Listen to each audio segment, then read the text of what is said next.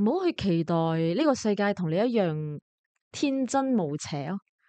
呢個世界絕對唔係天真無邪，同埋婚姻絕對唔係童話，人生亦都唔會係童話。講有啲位好似我人生遇過嘅，有官司啦，跟住丈夫前夫唔知點啦，個未來去向啦，跟住阿爸就嚟叮當 bell，跟住阿媽又失智症，一個人失智，我相信佢自己知自己越嚟越差。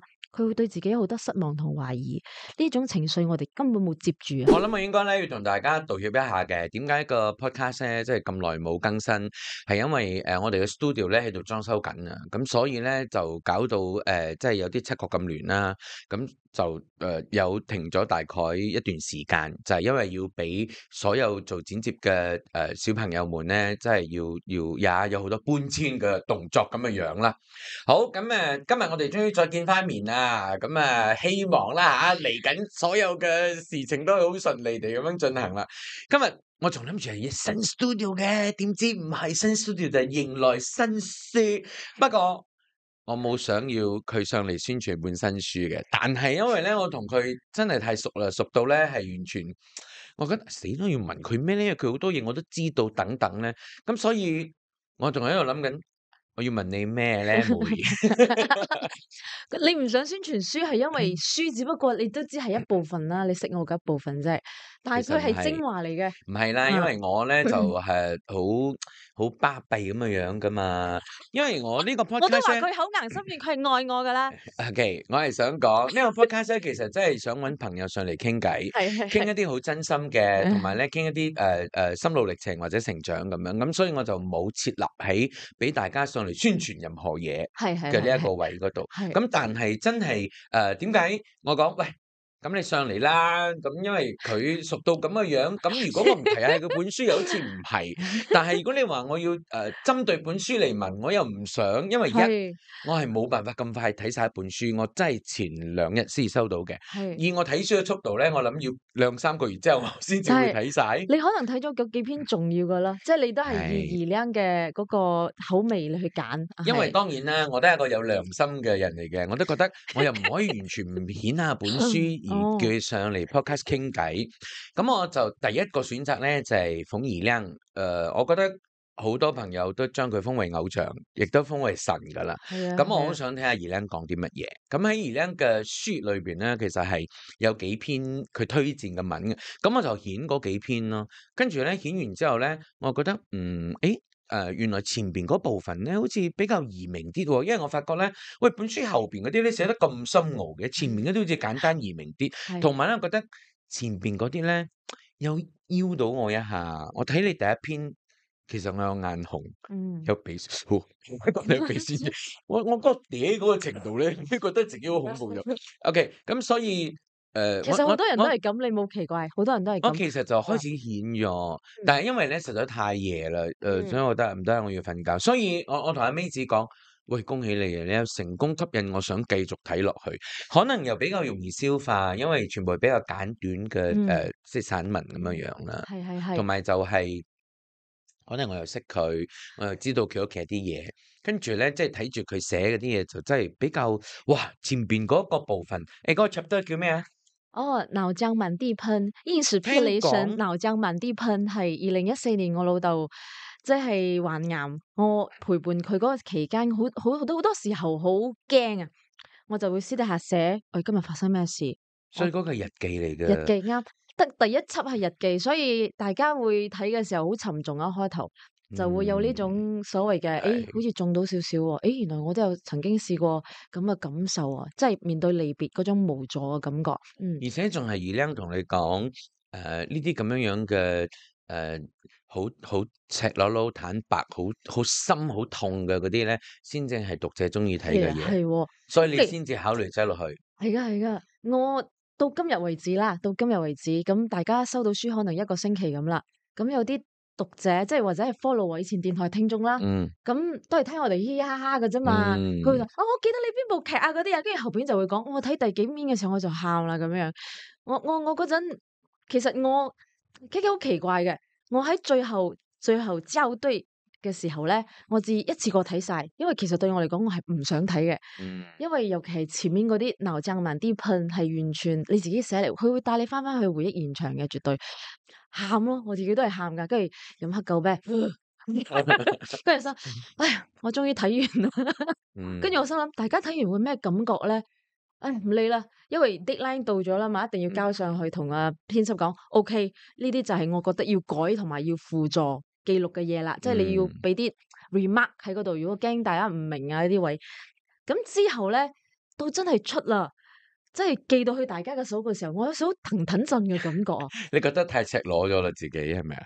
我個鄰居就係我第一篇我講我阿爸嘅好朋友走，大家隔籬鄰舍啊嘛，咁佢哋就係阿爸個朋友個仔咯，咁成日都見面啊傾偈啊，你唔會講呢啲嘢噶嘛？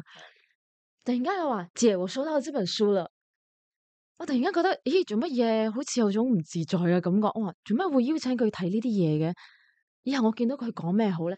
突然間你會覺得，好似呢啲嘢係你房裏面收到好密喺你個電腦 notes，你都唔敢撳入去嘅文章嗬。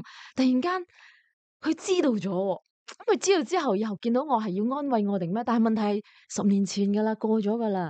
我覺得係事過境遷，但係有啲嘢係你唔敢翻去睇噶嘛。咁你又覺得，唉，有啲後悔添。你又覺得所有讀者好似入咗你間房睇你咁樣樣咯。又有種唔自在，但係當佢哋回歸翻佢哋嘅諗法，好似頭先你講，喂，我有少少 move 啊，有少少共鳴。我曾經都試過呢種感覺，我冇辦法去將佢敘述出嚟，但係你寫咗出嚟，我又覺得誒有種解脫嘅感覺。突然間覺得你知噶啦，我哋舐過嘢，你就覺得哇，如果舐過係值得就好啦咁樣。你突然間覺得嗰段時期嘅嗰種你見到我，你都知我係點噶啦。你見到我都係嗰啲做節目嗰啲位啊，哇，開開心心。有時你會見到我，哇，真係頂唔順。我有一兩日，我記得係我真係會揸機，我都覺得做咩我揸機，我仲喺度問緊自己，做咩我要主持啊？我家陣最想就係匿埋喊噶啦，咁我仲要主持搞大家開心，因乜解咧咁樣嘅時候，即係嗰啲好照自己嘅嗰段時期嘅嗰啲灰暗嘅文章啦，突然間原來覺得，原來唔係得我咁嘅喎，好多人都有過呢個感受，只不過佢哋冇寫出嚟。而家大家睇到被敘述出嚟嘅時候咧，可能對大家嚟講都係一種釋放啊，咁樣。其實我覺得係異曲同工之妙啦。咁如果經歷過親人離世咧，你遇嘅嗰啲事可能唔係我哋遇嘅嗰啲事，但係你嗰啲感受一定係大家都係咁上下嘅感受嘅咯。嗰一種咁嘅痛啦，或者嗰陣時嘅驚惶失措啦，嗰啲咁樣樣。但係我睇你咧，即係話你開始寫嘅時候，你係講想記錄爸爸即係整個過程咁樣，所以你想出呢本書。但係而家成本書出咗之後，你嘅嗰個心態係覺得呢本書嘅角色係乜嘢？又唔係啊，因為其實 KK 你知我個人係好被動嘅。唔係啊，我唔係咩？嗱，出書呢件事，以前我哋電台大把機會啊，係嘛？成日都問阿平姐，成日都問妹子姐幾時出書啊？幾時輪到你啊？你會嗰種寫咩啊？誒，你啲偶像廣播劇啊，即係都有啲位可以俾你發揮嘅喎。我心諗但係嗰陣都冇諗過要咁做。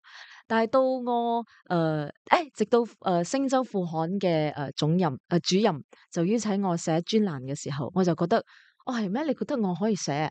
咁我就好想將當初我同二靚講嘅嗰個書名踢出嚟先啦。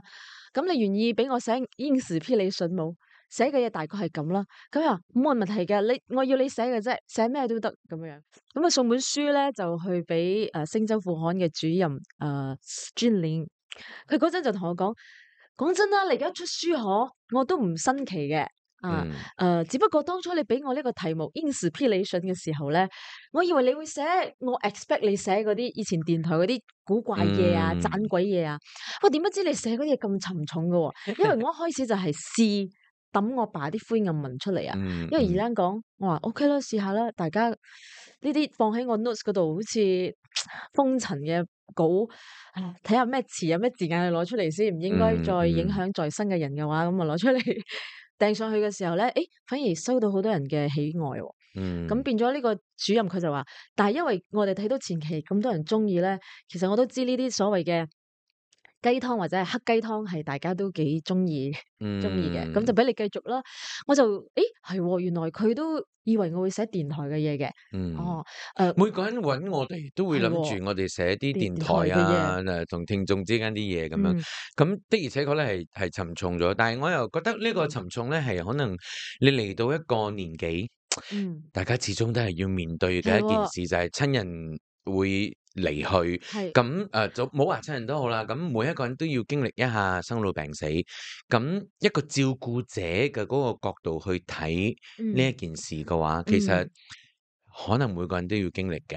係啊係啊，咁當然我睇嘅時候，我會諗到我媽即係過身之前咁嗰啲咁嘅經歷咁樣嘅，嗰啲咁嘅心路歷程啊，嗰啲痛啊，嗰啲係，咁樣。我寫專欄，頭先你問到我係嗰個點啊，有咩心態去出本書嗰啲，我想講嘅就係我係被動在於，因為有人邀請我寫專欄，令到我有呢一個2星期一定要寫一篇嘅嗰個紀律啊，所以我就開始有一個 momentum 去寫啦。咁每次我寫嘅時候，我諗翻起，我都會係諗，喂呢2個星期有乜嘢係令到我覺得有啲無助，但係我被逼要去消化嘅咧？嗯我係用呢種角度就去寫每一篇嘅。嗯所以或者係，我聽咗啲乜嘢 quotes，即係雞湯好勁嘅雞湯字啊，我自己唔認同，又或者我覺得有更加多嘅諗法啊，對呢件事，佢唔完全係白，佢可能有啲灰嘅，咁我係咪可以再探討下？因為探討嘅過程裏面，我自己都會令到自己心安啲嘅喎，唔知點解，即係你理解一啲嘢，你理解得更加多嘅時候，你可以同理得更加多嘅時候，或者係同佢之間有多啲空間去諗嘅時候，我又覺得好有安全感，因為我對於呢啲好無助嘅嘢啊，好驚嘅，好似方大嗯同，嗯又係我最近嘅劈落嚟嗰種感覺，係咩咧？我諗唔到係乜嘢，但係我會喊下先，即係都會情緒唔好幾日咁樣。情緒唔好唔係壞嘅，你都知噶啦。大家而嗯家係嘛，即係佢係需要釋放出嚟，佢係需要同佢即係陪伴個情緒，理解下咩情緒。咁你至可能好啦，我有個準備好好咁去掛住你一下啦。我係逼自己嗰早上起身嗯咧，po 晒阿方大同啲相出嚟，寫完我要寫嘅嘢 close。我同你講 close，嗯我要向前行，因為我仲要圍開我嘅書做啲宣傳啦。因為嗯嗰個情緒如果不能夠被嗰件事啊，一直喺我腦嗰度係唔會停。所以嗯當其時我瀨晒嘢嗰條時期咧，新加坡有輔導員噶嘛，嗯一個女輔導員成日見我嘅，或者係我成日揾佢啦。咁佢係叫我寫低嘅，原因嗯，係因為當你最多內耗啊，係消化嘅時候咧，你唔寫低咧，你個腦係會 tend to 一直去消化，佢係唔會停嘅。嗯甚至你冇辦法去呢個英文字叫 articulate，你要將你嗰個情緒或者你嘅諗法寫落嚟。嗯你個腦好奇怪㗎，聽朝起身醒嘅時候，佢會同你講，冇好似空咗啲啊，個腦唔需要再諗同一件事。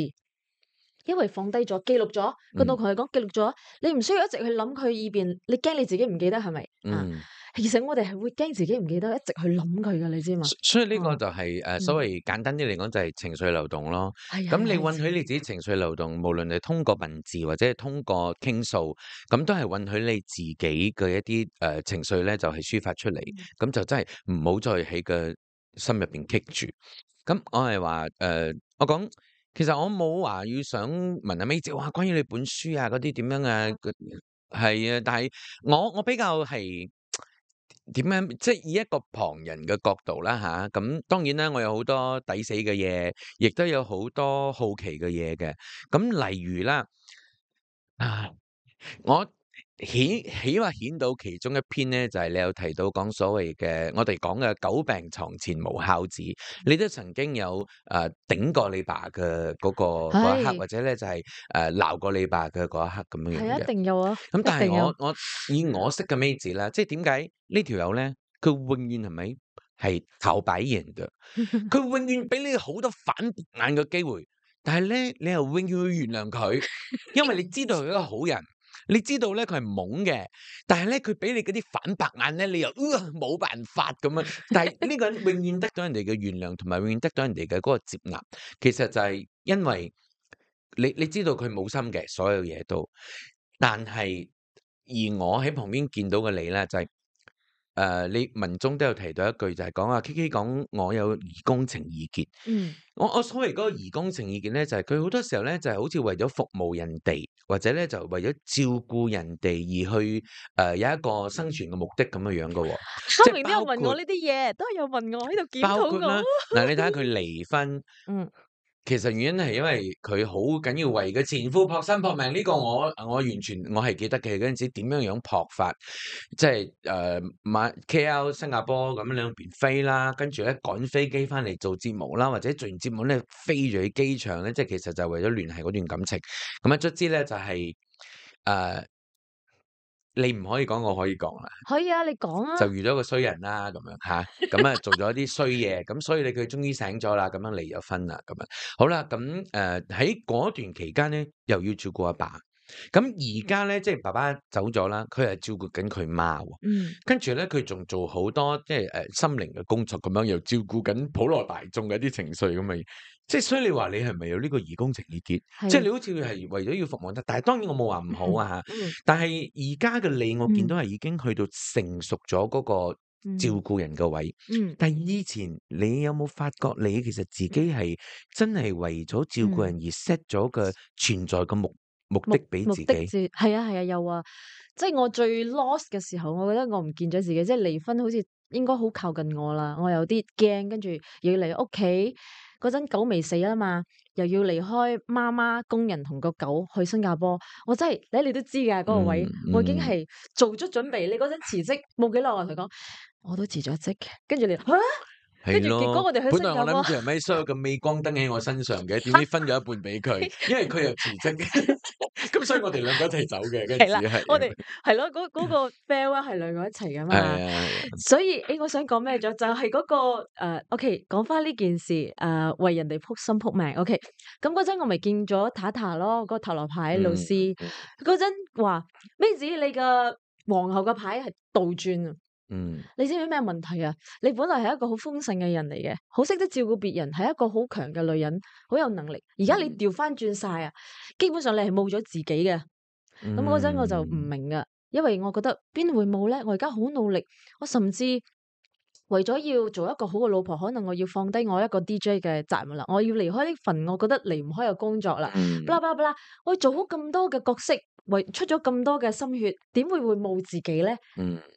跟住佢話唔係啊，係唔係你唔係人哋老婆，唔係人哋個女，唔係 DJ 嘅你啊，開唔開心噶你？跟住我心冇呢啲嘢仲會開心嘅咩？你當初唔明，明噶，冇呢啲嘢仲會開心嘅咩？講嚟聽下，你而家明咗啲乜嘢？而家明我講嚟聽下。嗰陣咪再點解 Nepal 會救到我？因為個嗰陣分別，你先講你當初嘅諗法同埋而家個諗法。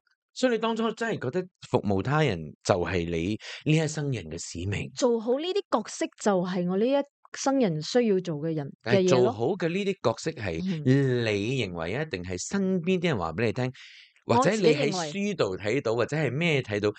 呢個角色老婆應該係咁嘅，女應該係咁嘅，DJ 應該係咁嘅。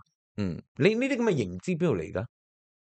唔知我由細到大就係會咁樣去灌輸自己，尤其做咗 DJ 之後咧，我成日同嗰啲即係去嗰啲中學分享會啊，就會話做 DJ 有咩好啊咁樣，我就講一啲比較關切到自己嘅 value 嘅講法，就係其實做 DJ 咧就要我做好一個人啦，因為 K 講過噶嘛，你嗰啲第一頭入嚟就講噶嘛，係嘛，扮到噶，你一個點嘅人就係點嘅 DJ 噶啦。你記唔記得你講過呢句說話？但係我係咁認為噶啦。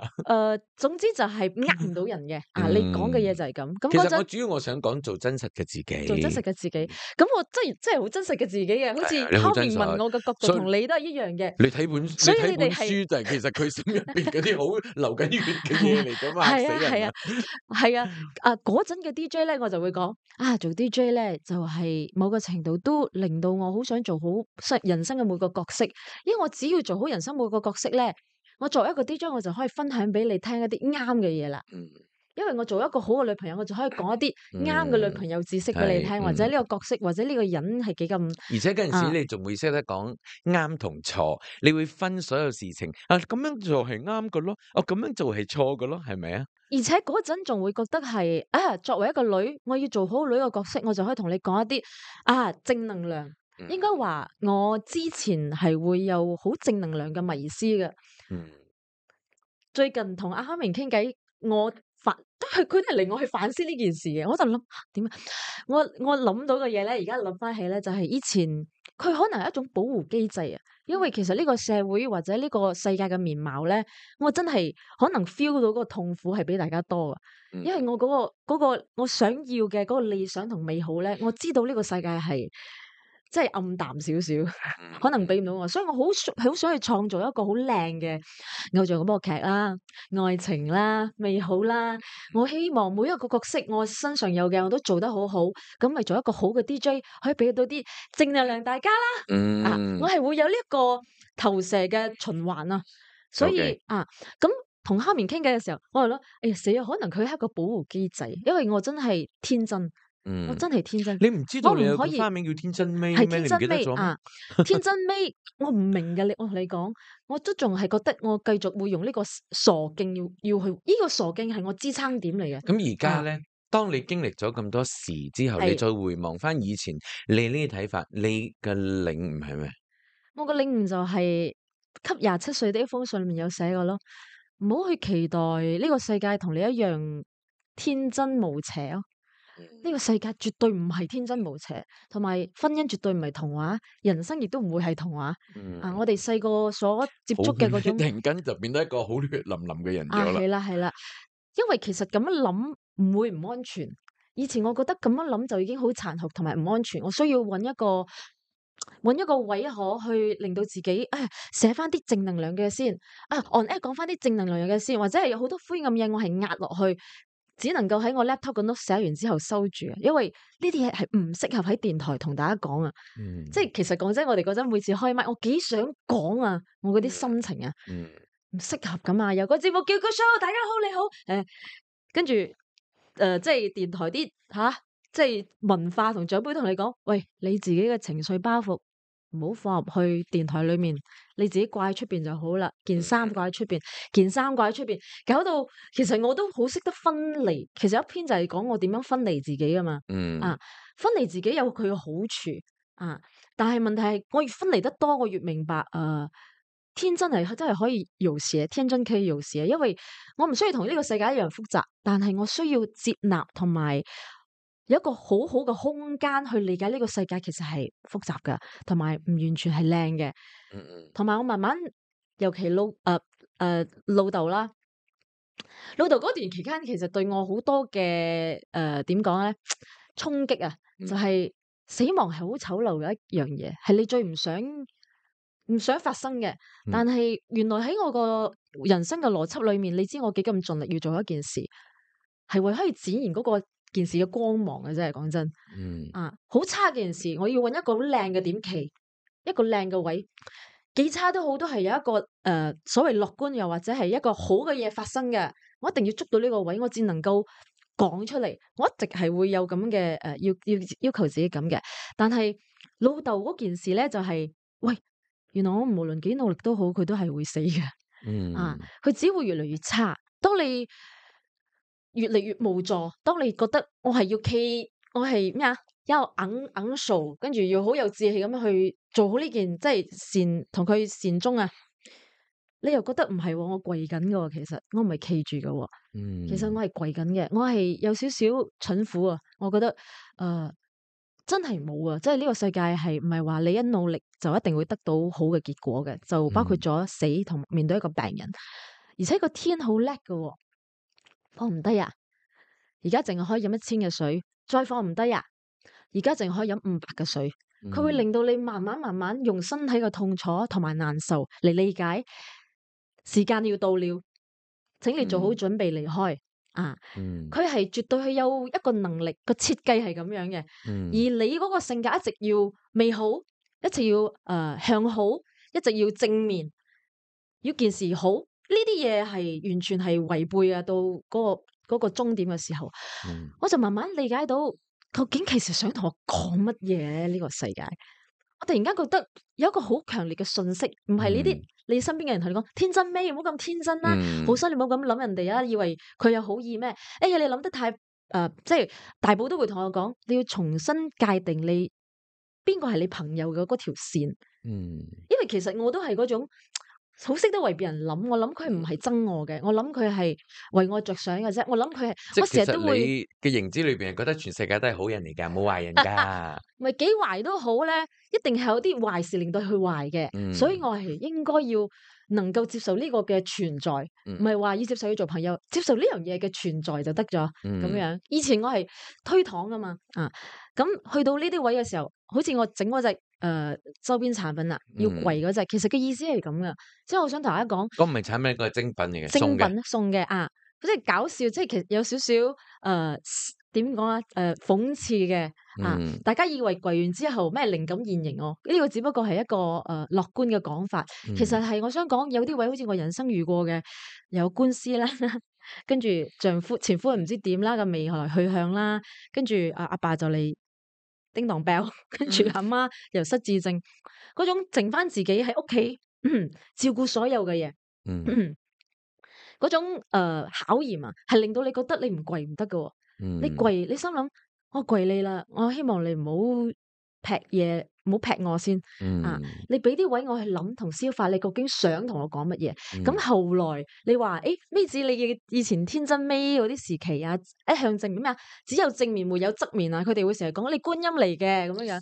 其實我會我真係會正能量吸收呢啲事。我會同你講，係我係觀音，OK，我可唔可以做到觀音咁？唔好去介意咧，冇4個手咪千個手咯。我成日都會同自己講，我可能係得㗎，我可能係得啊。咁到去到後來嘅時候，我就知道其實佛菩薩之所以會領悟，係因為佢先接納呢個世界嘅唔完美。佢已經同你講咗人生本是苦。呢句說話，你由細到大同阿媽去佛堂係咪？你覺得講乜嘢啊？咩彼岸啊？登咩彼岸？呢個岸唔好咩？呢個岸好開心啊！你而家你可以創造好多美好嘅嘢啊！登彼岸嚟做乜？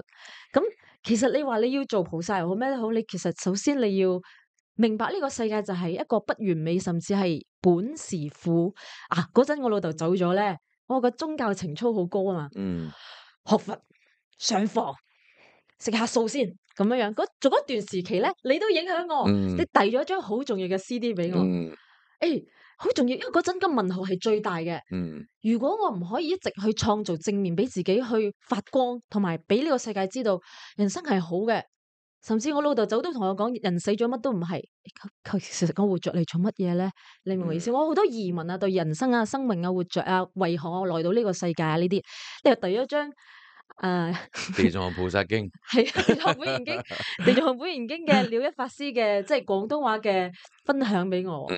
就令我理解好多佛法裏面如何睇呢個世界，好科學咁樣樣去切割呢個世界，講呢個世界嘅本質啊，一切事情緣分本質啊，因果啊呢啲嘢，我係突然間嘭有一個新嘅，咦，好似佢答到我所有嘅無助，同埋我跪係點解，我嘅臣服同埋我嘅喊，係點解？呢個正面哦，我突然間覺得呢個就係正面哦。你要接受呢個唔完美嘅世界，呢一個我難以調服啊！你明我意思冇？原來我係一向覺得正面就係一切，要發揮即係要俾大家知道人性嘅光芒美好啊！你點解要做呢件事？因為你知佢好唔好，你至做，而唔係你攞走嗰啲唔好啊，壓抑嗰啲唔好啊，死講嗰啲好嘅。突然間我聽到佛法點去講呢個世界嘅時候，我覺得佢本身就係接受呢個世界係咁糟糕嘅喎。係我係話，即係其實大家咧喺 YouTube 度揾咧係揾得到噶，了一法師嘅呢個地藏菩薩，其實真係好好聽。我 friend 咧就話佢係一個佛經棟篤笑，因為咧係絕對唔沉重啦。跟住咧就係你要聽到你會即係接受到個道理嘅同時，你仲會有發出會心微笑咁嘅樣。